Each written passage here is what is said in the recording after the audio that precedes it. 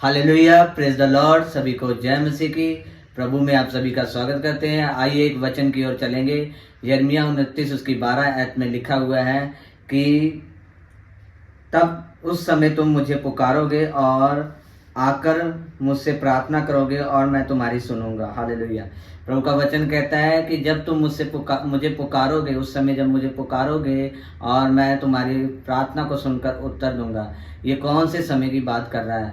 वो समय है जब हम परमेश्वर के साथ एक हो जाते हैं, जब हम उसकी उपस्थिति में बने रहते हैं, प्रार्थना करते हैं, वचन में रहते हैं, उपवास में रहते हैं और एक संगति में रहते हैं, एक उसके छाया में रहते हैं और एक अच्छा रिलेशनशिप परमेश्वर के साथ हम जब कायम करते हैं, उसके बाद परमेश्वर हमारे इस रिलेशनशिप से खुश होता है और उसके बाद हमें क्या करता है, हमारी प्रार्थना को सुनता है। जब हम पुकारते हैं तो वो सुनता है। जब हम किसी चीज़ के लिए प्रार्थना करते हैं तो उत्तर देता है। हम किसी व्यक्ति के लिए, बीमार के लिए प्रार्थना करते हैं, वो हमारी प्रार्थना को सुनकर उसे हील करता है। अगर हम कोई चीज़ मांगते हैं प्रभु के वचन में होकर, तो वो हमारी उस ज़रूरत को पूरा करता है। इसलिए प्रियो, हमें चाहिए उस समय का इंतज़ार करने। जो समय परमेश्वर हमें देता है, वो समय कौन सा है? जिस समय परमेश्वर हमारी सुन सके।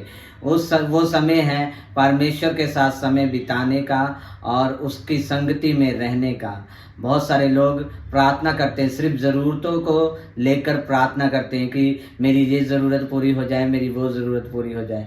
लेकिन मैं आपको बताना चाहता हूँ कि सिर्फ ज़रूरतों के लिए नहीं, परमेश्वर को निस्वार्थ प्रेम करें, निस्वार्थ परमेश्वर के पास जाएं। जब आप ऐसा करेंगे, रूटीन लाइफ में ऐसा करेंगे, जब आपके ऊपर मुश्किल आएगी, आपको किसी चीज़ की ज़रूरत है, मानो आपको हीलिंग की ज़रूरत है, तो परमेश्वर उस समय आपकी प्रार्थना को सुनकर उसी समय आपको हील करेगा, आपको चंगा करेगा और आपको आज़ाद करेगा। इसी तरह जब आपको फाइनेंशियल चीज़ों की ज़रूरत है, प्रभु अपने स्वर्गीय भंडार से उसे मुहैया करवाएगा।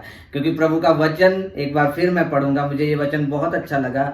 तब उस समय में तुम मुझको पुकारोगे और मैं आकर मुझसे प्रार्थना करोगे और मैं तुम्हारी सुनूंगा। हालेलुया। ये वचन जब मैंने दोबारा पढ़ा तो क्या आपको फील हो रहा है कि प्रभु कहता है, प्रभु खुद कहता है कि मैं तुम्हारी सुनूंगा और मैं तुम्हारे जैसा तुम कहोगे वैसा ही आपकी लाइफ में करेगा। हालेलुया। उसके लिए हमें करना क्या होगा? परमेश्वर के वचन में जाना होगा, परमेश्वर के पास जाना होगा, एक अच्छा संबंध परमेश्वर के साथ बनाना होगा, ताकि जब कभी हमें ज़रूरत पड़े तब हम परमेश्वर को हियाव के साथ पुकार सके।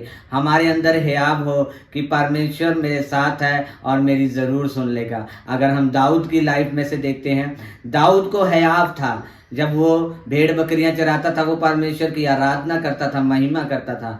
इसीलिए वो गोलियत के सामने जाने से नहीं डरा। उसे पता है कि मेरा परमेश्वर सामर्थी है और आज इस गोलियत को मार गिराएगा। हालेलुया। इसी तरह हमें भी हियाव होना चाहिए आज कि परमेश्वर हमारी मुश्किलों में से, हमारी प्रार्थना को सुनकर हमारी मुश्किलों में से हमें बाहर निकालेगा। तो प्रियो, आज के इस वचन के द्वारा परमेश्वर आपको आशीष दे, आपको ब्लेस करे। आप जिस किसी मुश्किल में हैं, प्रभु आपकी प्रार्थना को सुने और आपको छुड़ाए, आपको उत्तर दे, आपके करीब आए और आप उसकी प्रशंसा करने पाए।